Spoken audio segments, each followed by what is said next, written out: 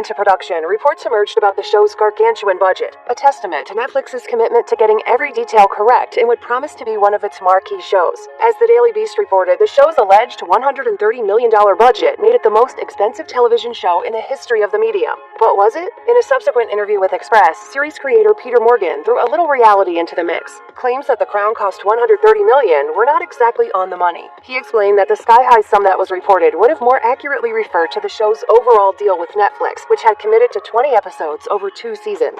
None of the rumors were true, and it was sort of painful not being able to say it. Because we did a deal for 2 seasons, people thought that's what we were getting per season. Instead, he noted that a more accurate price tag for the show in its first 2 years would have been about $63 million per season. A hefty sum for a TV show, but certainly not enough to make it the priciest of all time.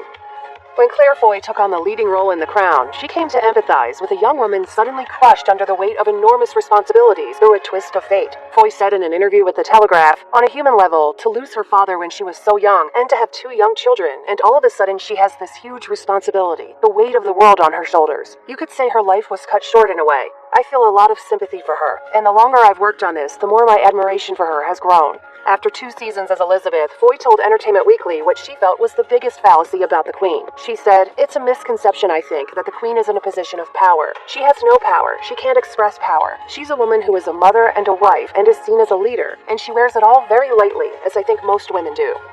The Crown became caught up in Hollywood's gender gap salary controversy when producers confirmed reports Claire Foy was paid less than Matt Smith. Explaining the disparity was due to Smith's Doctor Who fame, producer Suzanne Mackey promised that would change. She insisted in the pages of Variety, "Going forward, no one gets paid more than the Queen."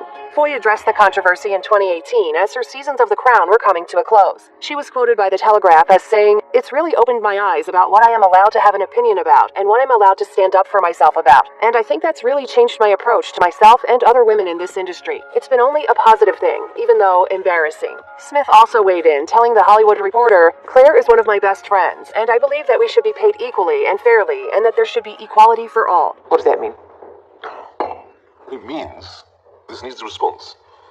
A robust response. Tobias Menzies, who took over Smith's role in Season 3, shared his belief that things had indeed changed behind the scenes, telling Harper's Bazaar that, as far as he was aware at the time, he was being paid less than co-star Olivia Colman.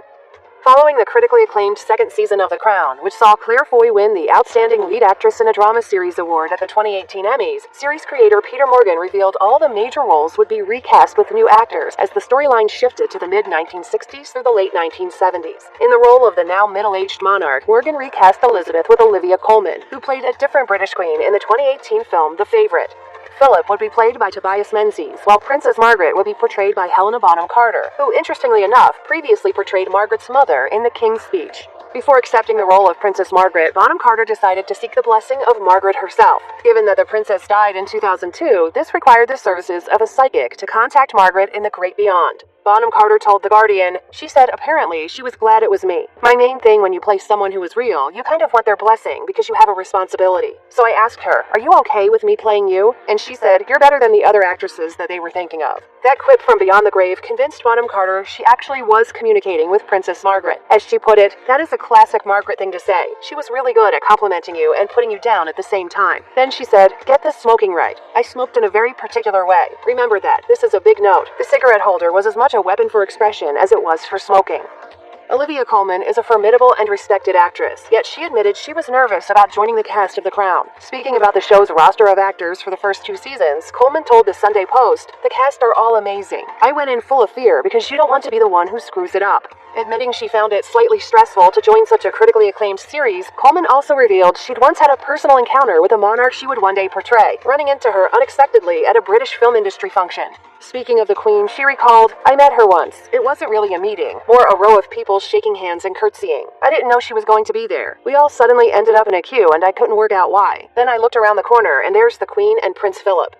Animals played a key role in the development of The Crown, but not how one might imagine. Josh O'Connor, who plays Prince Charles, revealed in an interview with Savoir Faire that movement coach Polly Bennett assigned each of the actors on the show an animal to help them develop the physical attributes of their respective characters. He explained, Polly gave me a tortoise to help me figure out Prince Charles. It's in the way a tortoise retracts its head or has a lowered gaze that helped me the most. Also, he always tucks his hands in his pockets, like he's not sure what to do with them. For her portrayal of Princess Margaret, Helena Bonham Carter was presented with a very different creature. She revealed, "I was given a bird of prey. The back of Princess Margaret's head is further back than normal, which gives her a wider perspective of the room. She was always very aware of what's going on around her. And if you think about it, attack is the best form of defense, so she was ready to strike when she needed to." Because The Crown is dramatizing real events involving actual people, there's a temptation to believe that what's being presented on screen is historically accurate. However, that's not necessarily the case. Robert Lacey, the show's historical consultant, explained to Town & Country, there are two sorts of truth. There's historical truth, and then there's the larger truth about the past. Speaking about the perspective he and series creator Peter Morgan have about the show's accuracy, Lacey said, "Peter is very, very insistent, and so am I, that this is not a history documentary. We are not pretending this is a chronological record of those years. There are lots of documentaries that do that sort of thing. This is a drama which picks out particular objects." At the same time, Lacey also insisted that the show isn't playing fast and loose with the facts for no reason. He added, "When history gets departed from, it's not done casually. It's done on the basis of wanting to convey a particular message that can only be conveyed by invention." Prince Charles actor Josh O'Connor provided a performer's perspective on the show's accuracy, saying, "We are creating a work of fiction, albeit based in some reality. But ultimately, there's only so much research you can do. After a time, you just got to crack on and create something for yourself." While The Crown has diverged from historical accuracy on numerous occasions, the third season fictionalized a pivotal scene involving Prince Philip's estranged mother, Princess Alice, who had spent much of her life in a psychiatric institution before becoming a nun and devoting herself to charity work. In The Crown, Alice is interviewed about her complicated life by Guardian journalist John Armstrong. Their exchange results in a sympathetic newspaper article that softened public opinion of the royals after the PR nightmare caused by a previous Armstrong piece, a scathing review of a BBC documentary covering the royal family. Well, it seems the documentary not only failed to achieve what I'd hoped for, it has somehow achieved the opposite. According to the Sunday Times, however, none of that happened. John Armstrong didn't exist, Alice was never interviewed, and reviews for the real-life documentary about the royal family were actually pretty good. Meanwhile, royal biographer Hugo Vickers insisted that the depiction of Alice in The Crown is completely wrong. He said in an interview with Express, Jane La Potere is a good actress, and most viewers warmed to her portrayal of Princess Alice, but she was nothing like that. She was almost stone-deaf, and therefore somewhat remote, quite forthright, and rather austere.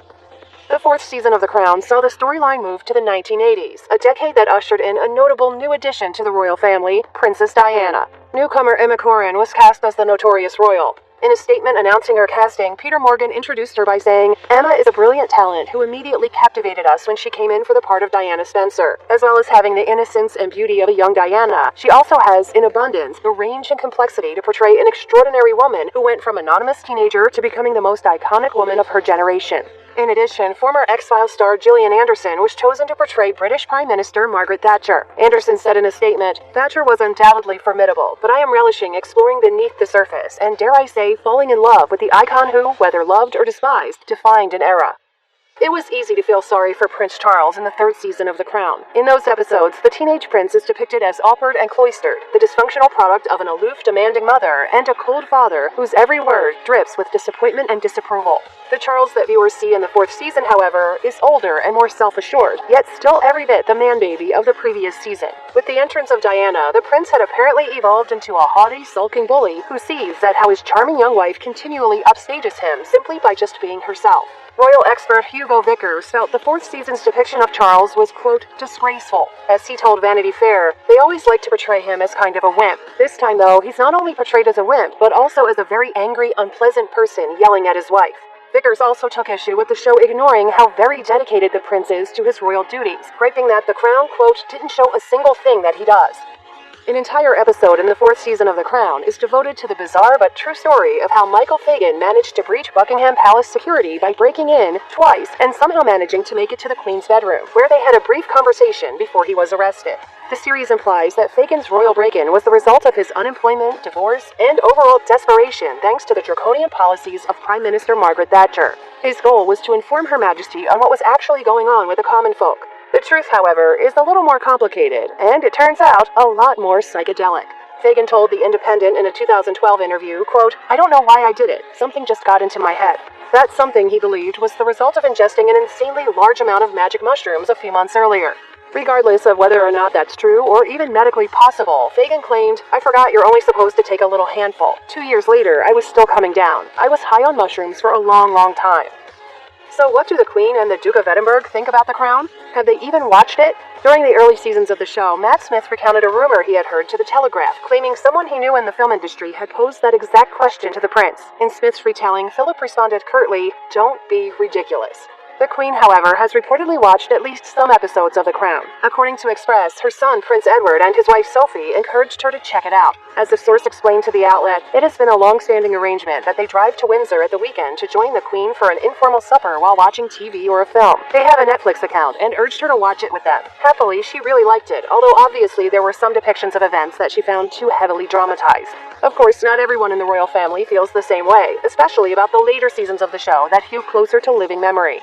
This really is plumbing new depths of banality. Reaction to the 4th season of The Crown from members of the royal family has reportedly ranged from ignorance to annoyance. As a palace source explained to the Daily Mail, these events are not the history of 100 or even 50 years ago. The pain is still raw, and not enough time has elapsed. As royal biographer Sally Bidwell Smith explained, quote, "The Crown is a work of fiction, and the level of invention has been growing." According to a report in the Times, Prince William was said to be royally irritated by the new season, with a source claiming the Duke of Cambridge felt that his parents were being exploited and recreated with a false and simplistic depiction.